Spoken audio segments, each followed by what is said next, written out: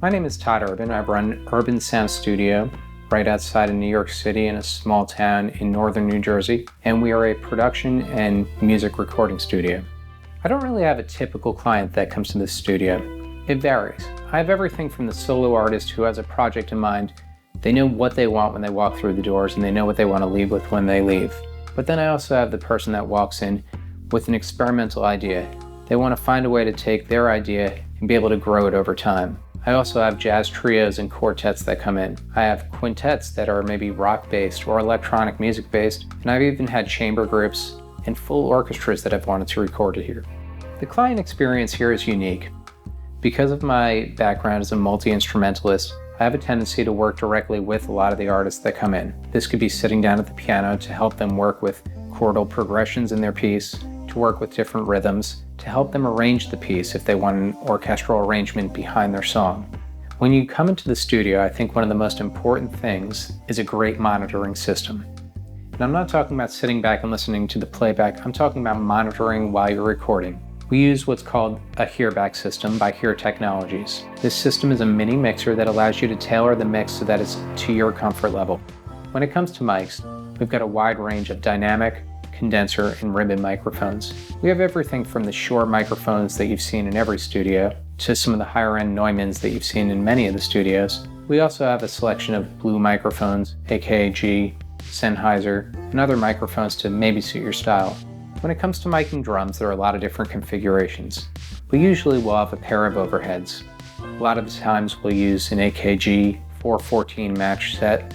Sometimes we'll use a match set of Royer R101 ribbon microphones. On the snare and individual toms, we'll usually use the E904. These are a Sennheiser mic. We have a few different guitar amps at the studio, and certainly you're welcome to bring your own, but when it comes to miking a guitar amp, we usually will start with an SM57. However, we'll usually add a second or sometimes even third mic to this so that you have a few different color options when mixing down. When it comes to keyboards, most keyboard players like to bring the keyboard that they're comfortable with. However, we're pretty happy to offer a wide selection of keyboards for those people that want to experiment with a few different ones. We have the flagship Kurzweil Forte. We have a Moog Sub 37, which is an excellent analog keyboard. And then on top of that, we're really excited to have just ordered a Nord Stage 3, which will be coming out next month. The majority of the work that we do here is in Logic.